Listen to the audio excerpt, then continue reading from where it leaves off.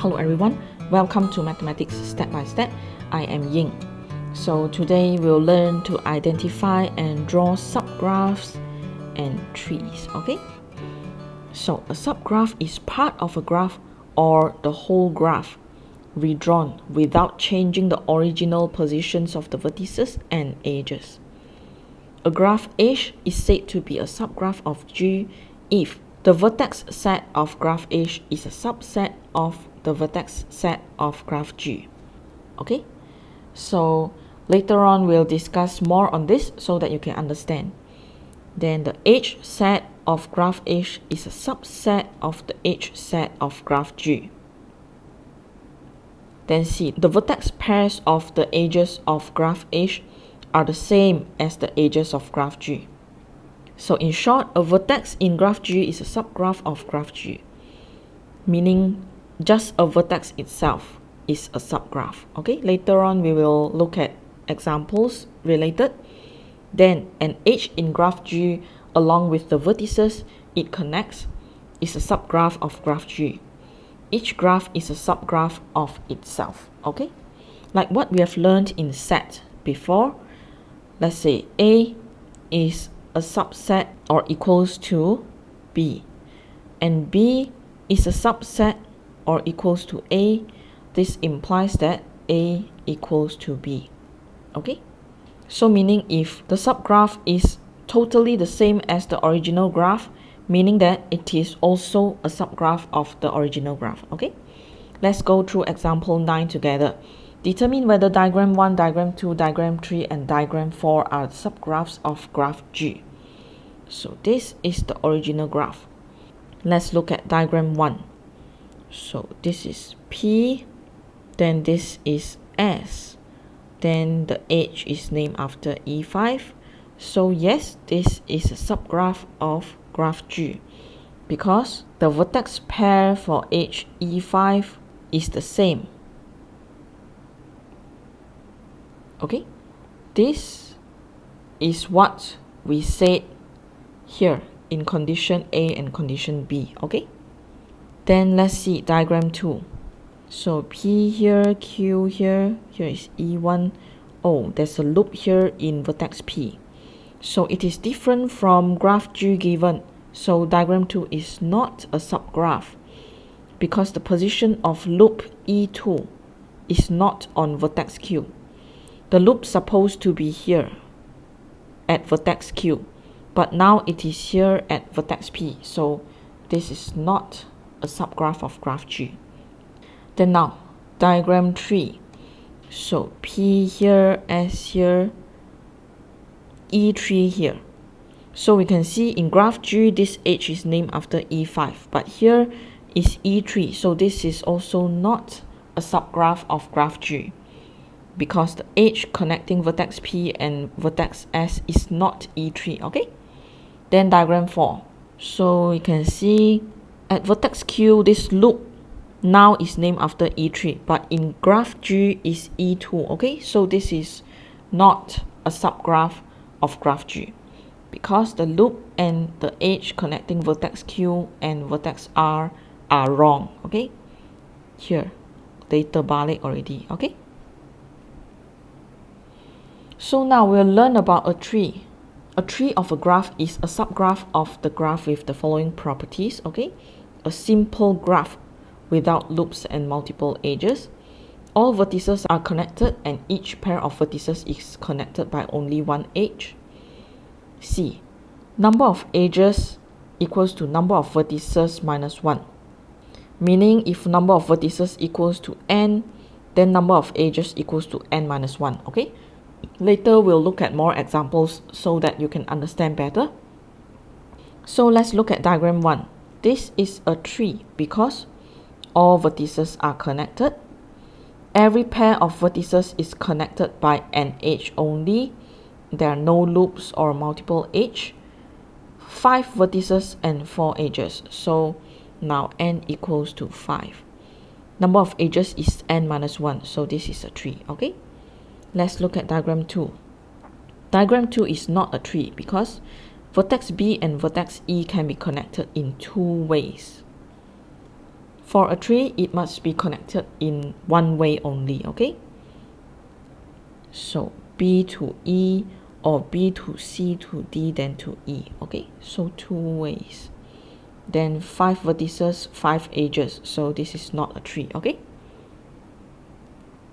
Now let's go through example 10 together. Determine whether each of the following graphs is a tree. Justify your answer. So now let's look at A. Number of vertices is 6, okay? P, Q, R, S, T, U. Then number of edges, 1, 2, 3, 4, 5, 6, 7. So this is not a tree, because for it to be a tree, it must be n vertices, n minus 1 edges, okay? But now it's n plus 1, okay? And each pair of vertices can be connected in various ways, okay? So it is not a tree. Then B. So there are 6 vertices also. Then number of edges, 1, 2, 3, 4, 5. Okay, this is a tree. Each pair of vertices is connected by 1 edge. Then C. So again, 6 vertices. Then number of edges, 1, 2, 3, 4, 5. Okay, it is a tree because each pair of vertices is connected by 1 edge.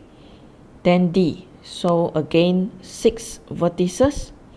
Then number of edges, 1, 2, 3, 4. This is not a tree because 6 vertices but 4 edges only. It should be 5. Only it is considered a tree, okay? Vertex R and vertex T are not connected to the other vertices, okay? Then now, example 11. Draw a tree for the following information given. So now we are given the information, 6 vertices. So 1, 2, 3, 4, 5, 6, okay? Again, each and every one of us, the graph that we draw is different from the one that our friends draw, okay? Because we think differently. So 6 vertices, it should has 5 edges. So 1, 2, 3, 4, 5. Then 8 vertices, it should be 7 edges involved, okay? So 1, 2, 3, 4, 5, 6, 7. Then C. 4 edges, meaning there is 5 vertices, okay? 1, 2, 3, 4, 5. Then 4 edges, 1, 2, 3, 4. Then 9 edges, so we know there are 10 vertices. So 10 dots here. Then edges, 1, 2, 3, 4, 5, 6, 7, 8, 9, okay? Then now, example 12. Draw 2 trees based on the graphs given below, okay? We know there are 5 vertices, okay? So for it to be a tree, there must be 4 edges. So in the initial graph, there is 1, 2, 3, 4, 5, 6, 7 edges. So we must cut down 3 edges, okay? So let's look at the answer given. We'll draw the original vertices, the 5 vertices, then 1, 2, 3, 4, okay? Then let's look at the second tree for this graph. Again, we'll draw the vertices first, then we'll cut down on 3 of the edges here. So left with 1, 2, 3, 4. Okay, so now for part B, we are given this graph, okay? So we want to draw 2 trees based on this graph given, okay? So let's check for this. So 1, 2, 3, 4, 5, 6. So 6 vertices as given here in the graph. But we can see here, actually, here there's a mistake, okay? Because in the original graph, there's no an edge connecting these 2 points, right? So actually, this is not accurate. If we were to draw a tree based on the given graph, okay, I'll give you another example. So first of all, let us draw the 6 points given. 1, 2, 3, 4, 5, 6. Okay, so 1, 2, 3, 4, 5. Okay, so this is a tree because there are 6 vertices and 5 edges. Okay, same as this, there are 6 vertices and 5 edges. Okay, so I hope now you understand why for this part 1 this should not be a tree based on the graph given. Okay, let's look at this example 13. The following diagram shows an undirected weighted graph. Weighted graph, there's a weight here, there's a weight here on the edges. Okay, draw a tree with a minimum total weight. So now we want to draw a tree. First of all, we will first draw all the vertices. P, Q, R, S, T, 5 vertices. So there must be only 4 edges. Okay, so initially there is 1, 2, 3, 4, 5, 6, 7 edges. So now we must cut 3 edges. Okay, so that left with 4 edges.